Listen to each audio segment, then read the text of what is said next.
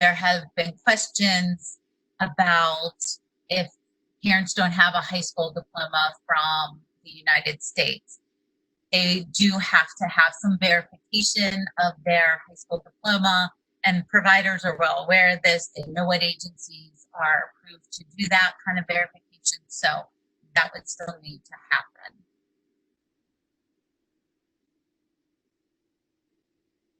In terms of onboarding for everybody else, again, the references are waived, which I know can be part of the problem for getting staff hired quickly.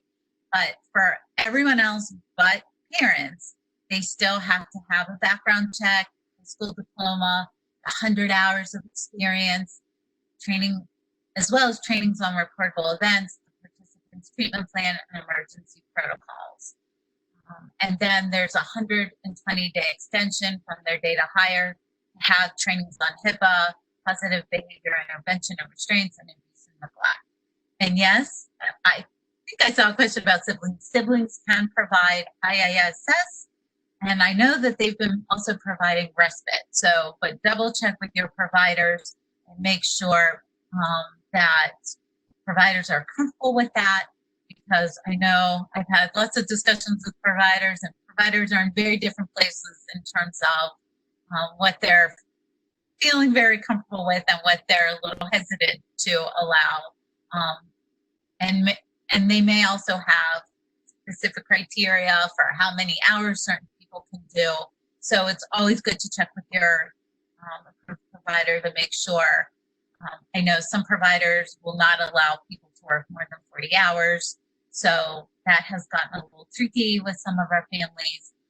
And in terms of IISS, on any given day, no more than 8 hours per day can be provided. So you also want to make sure that whoever is providing it is not doing more than 8 hours. That has not changed in terms of services.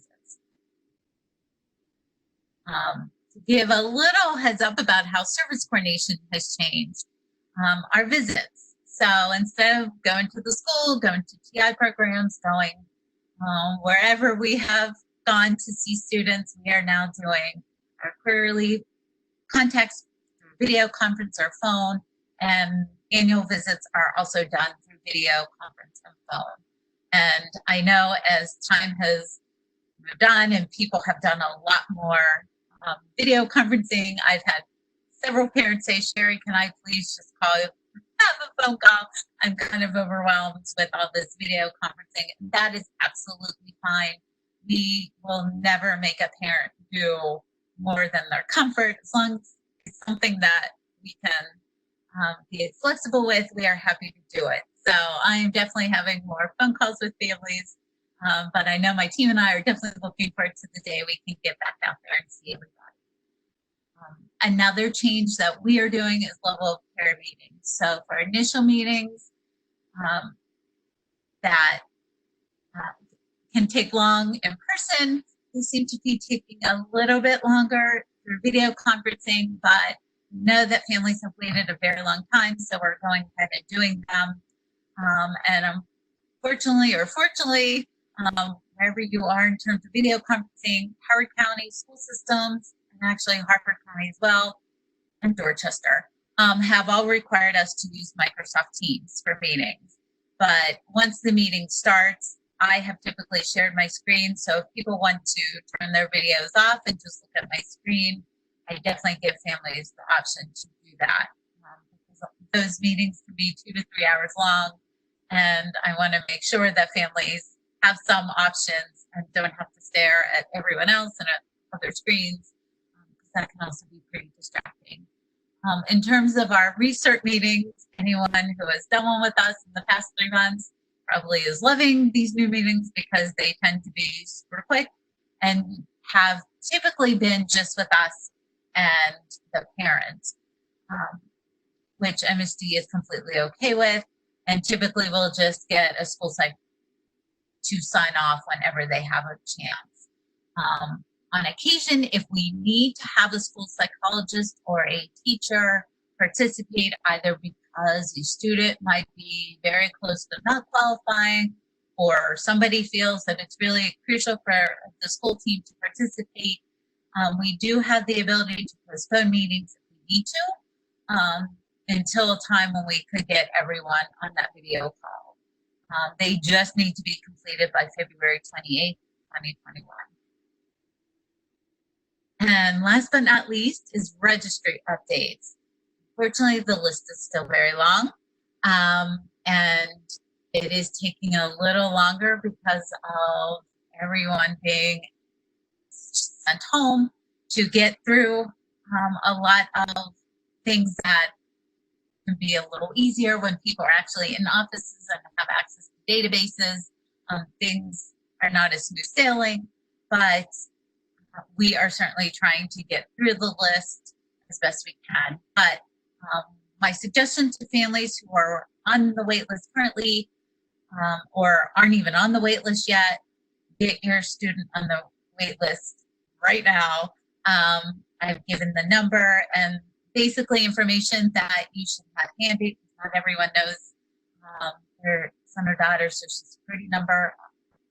And my request for families is please try to give at least a phone number or an email address that you think may not change in 8 years, because that has been part of the struggle across the state. When we finally get names after 8 years, plenty of families have moved. The registry isn't always updated.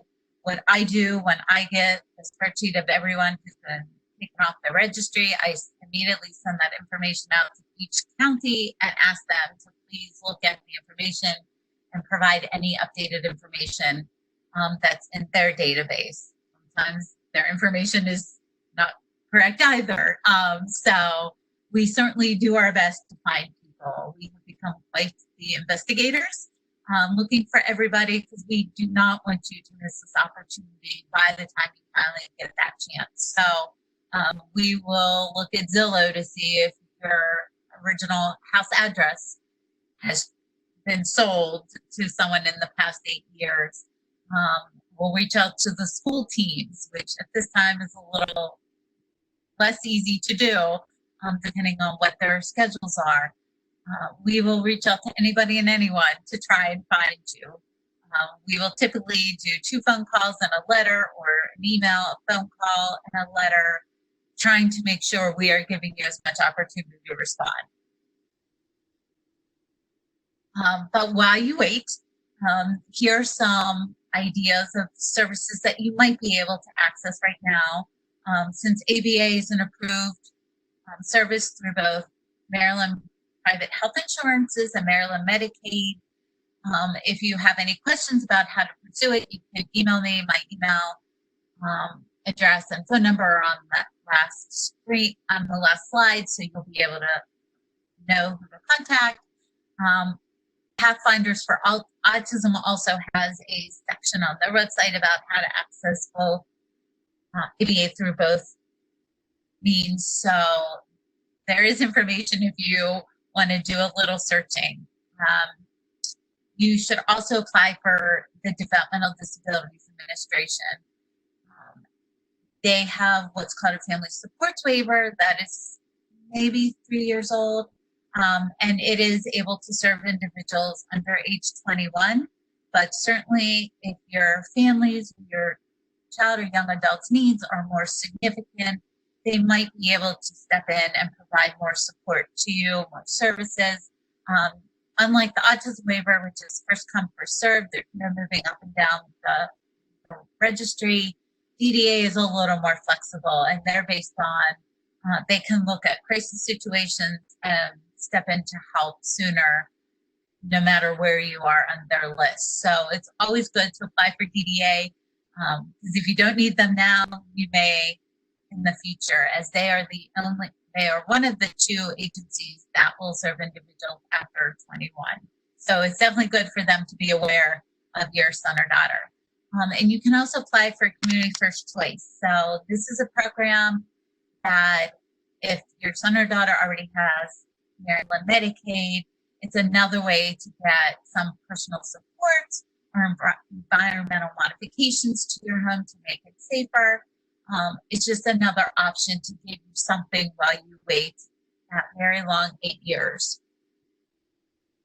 How the application processes work this year is the letters went out sometime in May, and our focus, because it was the least tedious for families, was to try to get the financial applications in first. And we want to give families enough time to do that because it requires copies of the child's social security card, their original birth certificate, psych eval. So we want to make sure that we gave families enough time to reach out and try and get those if they didn't already have them. And we were kind of hoping and praying that schools might be in session before the end of the school year. But the day we found out that schools were not going to be returning anytime soon, we decided it's time. We will do the best we can with these initial meetings. We know they're long. We'll do our best to get through them and work with families whatever way we could to make this process a little easier for them. And just from our perspective, we received 61 names from the registry across all 4 counties that we serve.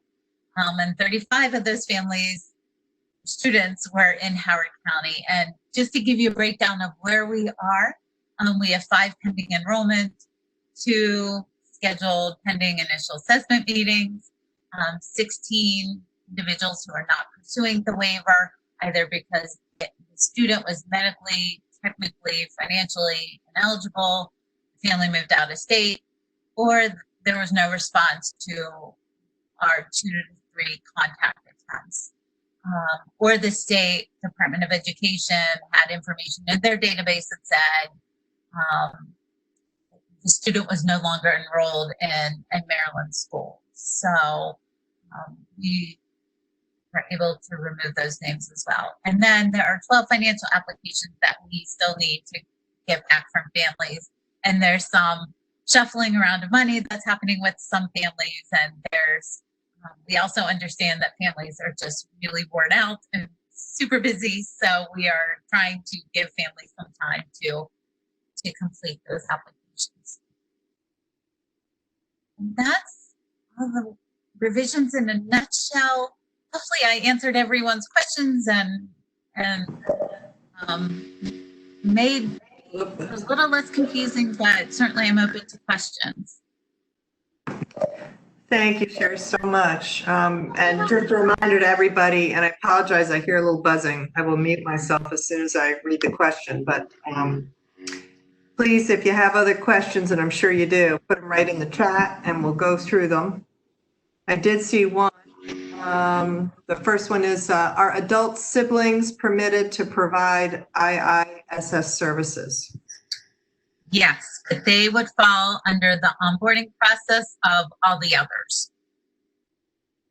So their onboarding will still be streamlined, but we'll still have a little more than, have to do a little more than parents. All right, that's great. And then another question about how do parents register to provide IISS?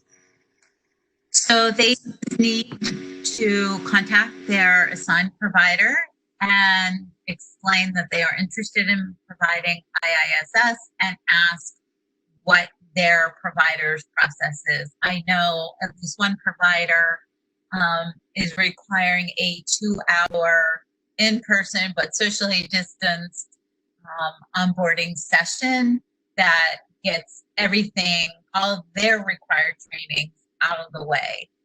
So parents could start fairly quickly, but I know some parents were not okay with that.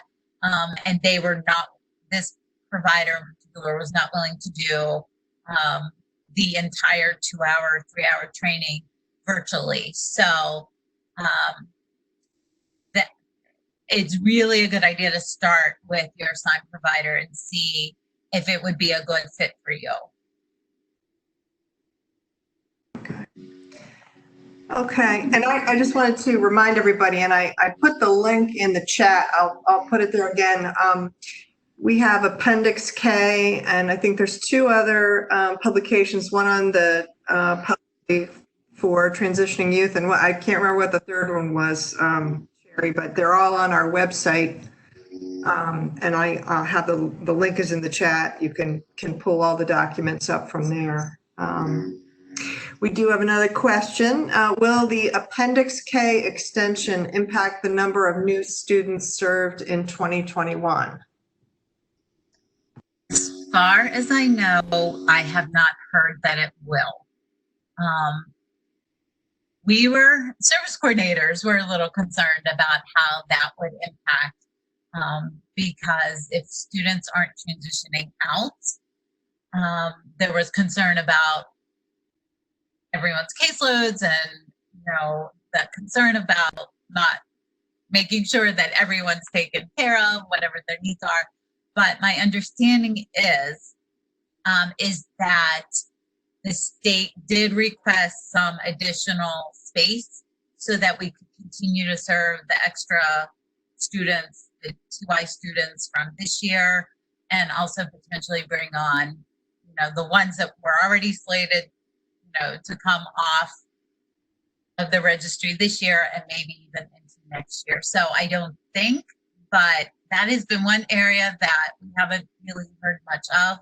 But my suspicion is that they wanted to try and get a sense of how many students.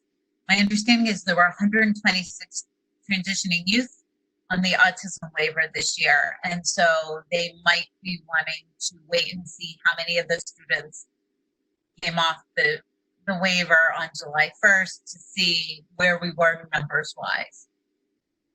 But I reach out and find out for sure from MSD if anything has been determined about students for next year.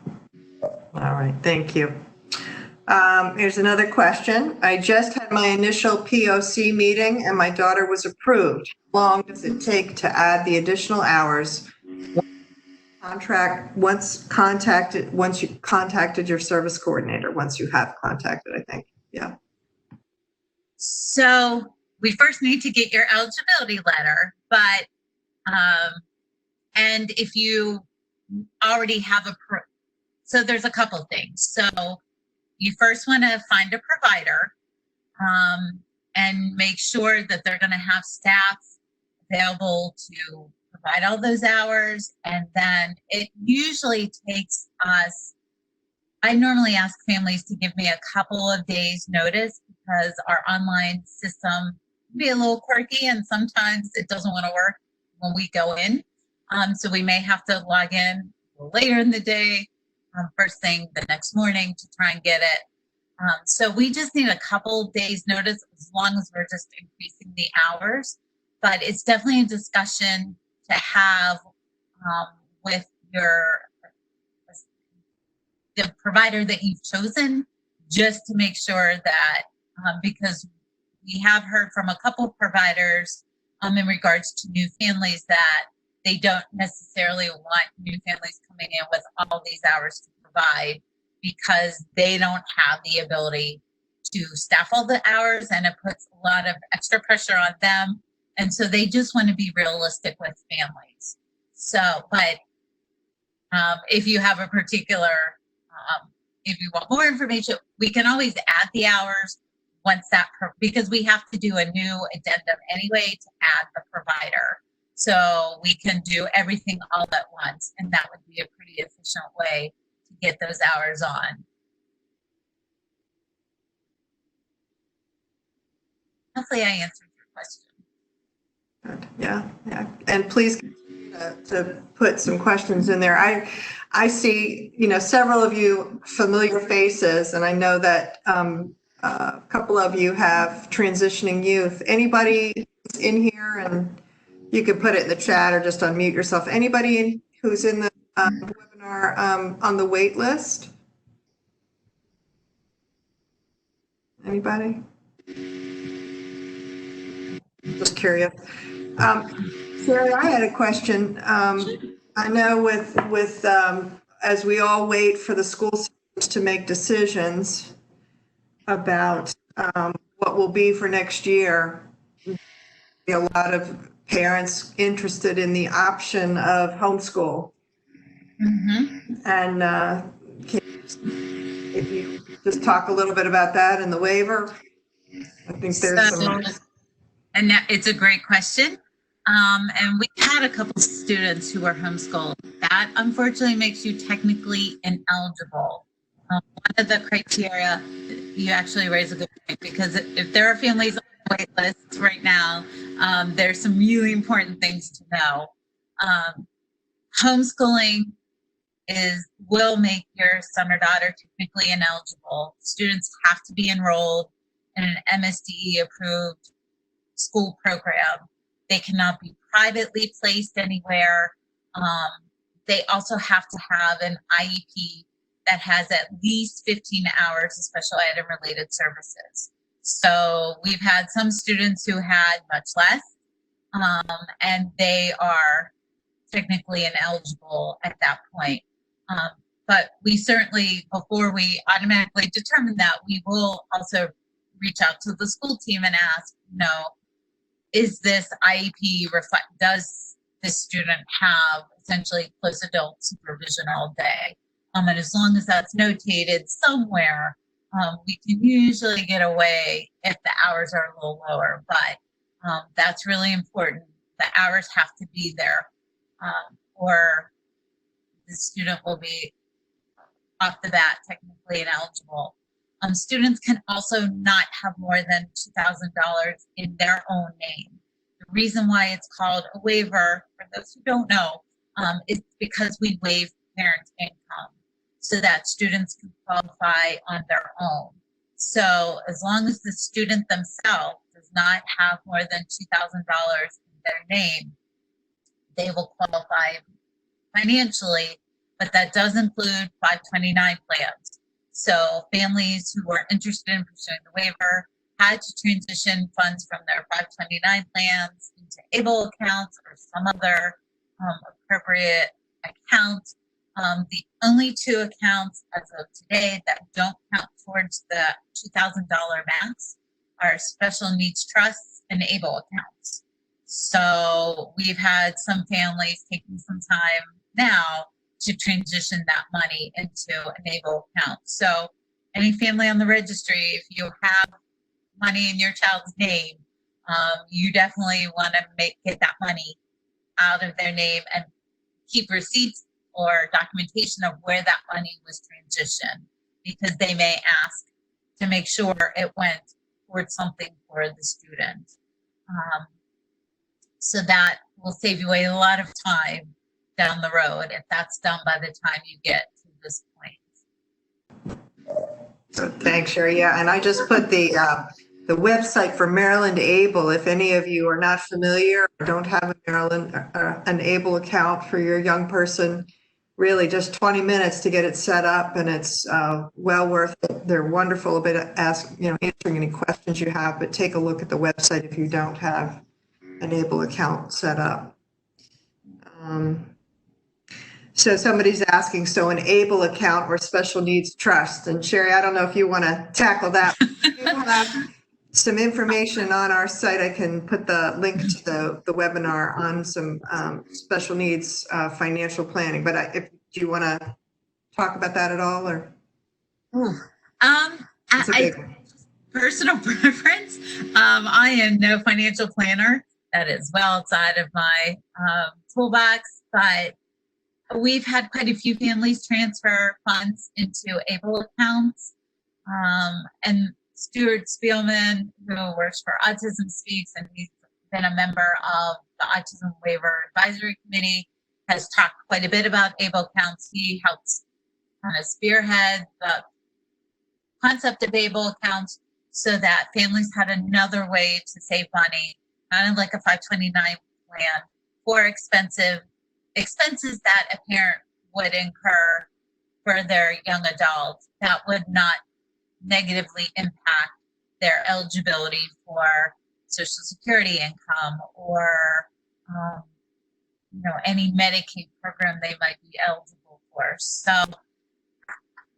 I would definitely do a little research. We certainly have information as well on ABLE accounts, and maybe probably a little less information on special needs trust.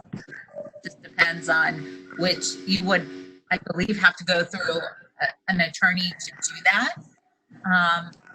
Whereas an able account, you don't. So that alone may be a pro or con, depending on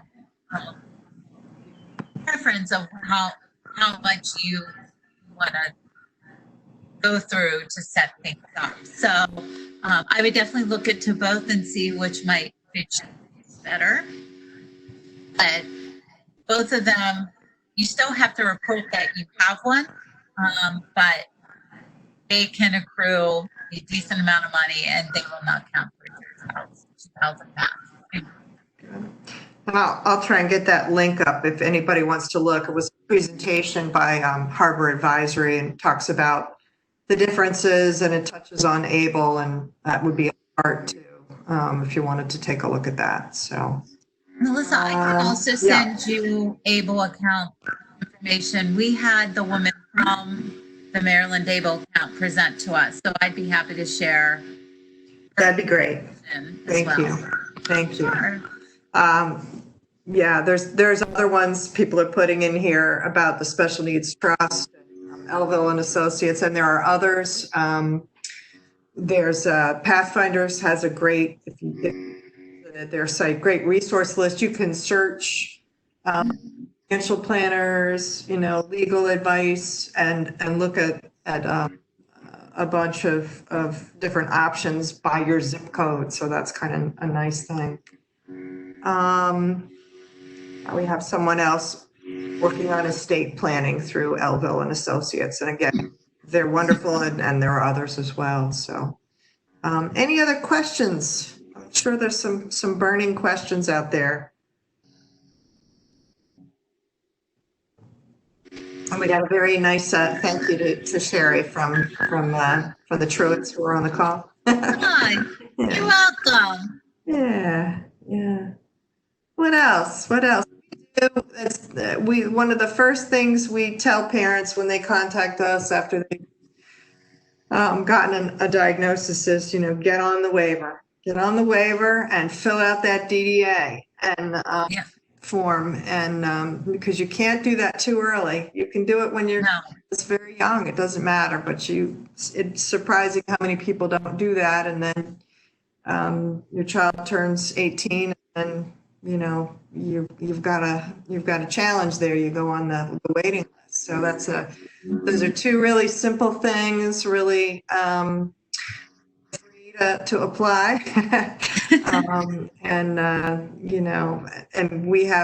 can help with the DDA application as well if anybody needs help with that.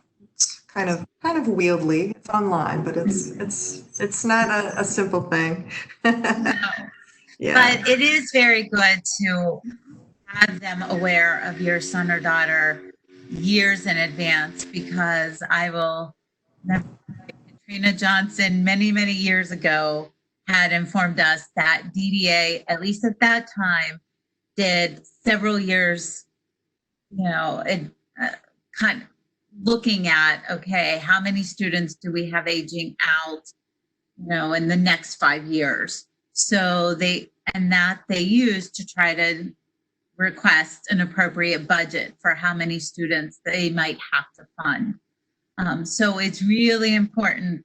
And, it's great if by the time your child gets to, high school and they graduate with a diploma or they age out and they may not need support from DDA, but it's better to be able to say, no, I don't need your help, than wait till the last minute and then you're scrambling for support. So,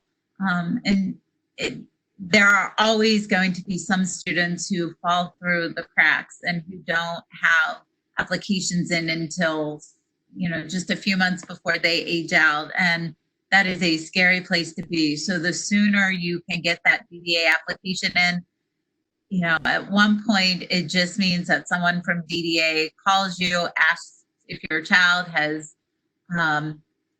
changed, if they're in crisis, or if your family's needs have changed. They'll check in once a year.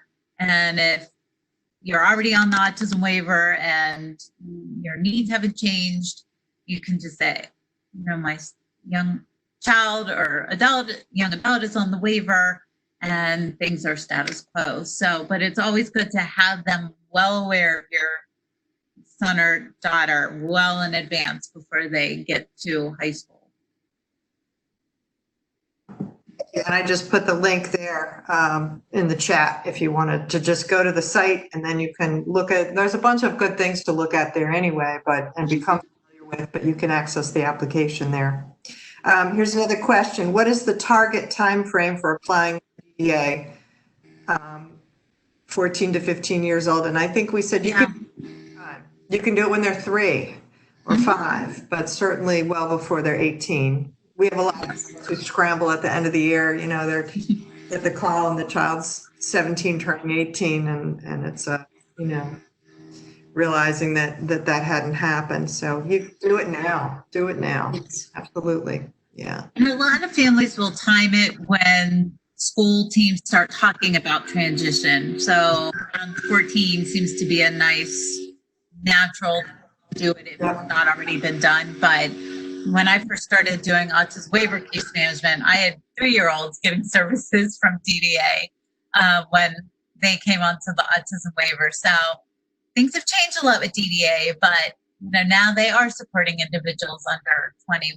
So, and we've had a couple students who transitioned from the Autism Waiver early into the Family Support Waiver, either because the student didn't qualify for the Autism Waiver anymore, and the Family Supports Waiver was just enough support to help them, or the family really didn't want a ton of waiver hours, and the Family Supports Waiver was able to give them more specialized support versus the Autism Waiver, which you have a menu of services that you want to access, and they're either appropriate for you or they're not, but that's what we have. Whereas DDA, there's a little more flexibility as to what they can provide. So it's always good to be known by DDA.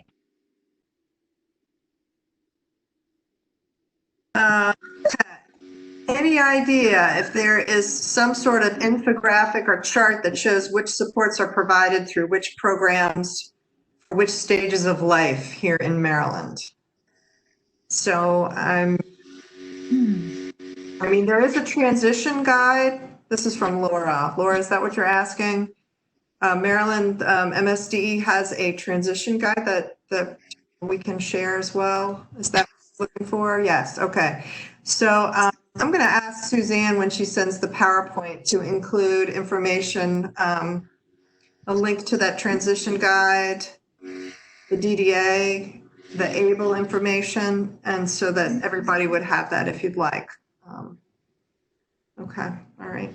And Sehri, you might have something else to add too. I was just thinking of that transition guide that really goes through each year and what you should be doing. It's a good check. Mm-hmm. Absolutely. Other things, folks, anything else? Well, we have Sehri. Active. Nothing else. All right, that's great. All right, well, thank you so much. Oh, you're welcome. I think everybody, lots of nice comments about thank you and how helpful this has been. And there's Sherry's email right on the PowerPoint, and you're going to get a copy of that tomorrow. Yes. Reach out to her if you have any other questions or you think of something after we adjourn here. And please also, if there are other speakers, other topics you'd like, you can stick it in the chat. You can email us, call Suzanne or I at the office. We're not there physically, but we'll get back to you. But what we want to do is serve our families and our adults, and we need to know what you need. So please let us know. Okay. All right. Sherry, thank you so much. I know everybody really appreciates it. Thank you very, very much. And if anyone has very specific questions related to their very specific student, I'm happy to answer emails or phone calls. I'm pretty quick about responding via email. I am kind of captive. She's very I'm captive by my very computer good. these days. Yeah. So I'm often working at 7:30 and working into the evening hours. These Like things all of have been us. a little crazier than normal. There is no work day. Yeah. Yes, so I am happy to try and answer more specific questions if anyone has any. You know, I know this has been a time of misinformation and miscommunication and lack of information, but hopefully everyone's feeling a little more comfortable with what their understanding of what Appendix A is all about. And, you know, like I said, things can change week. And half of what I reported could be completely different. So bear with us. And, you know, MSD has heard the request to have webinars for families to be able to attend so that their questions can be answered in a more timely fashion.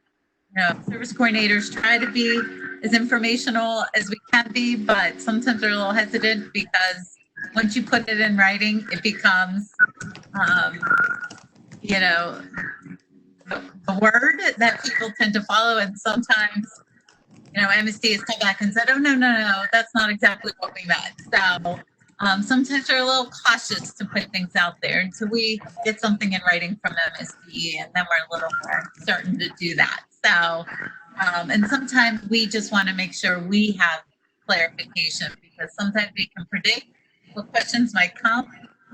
And then one final thing, if there are things that you have really appreciated about all of these revisions or some of these revisions, please let your service coordinator know, or you can send me a quick email and say, you know, I can't guarantee that the state will continue to allow, you know, 336 extra hours of rested.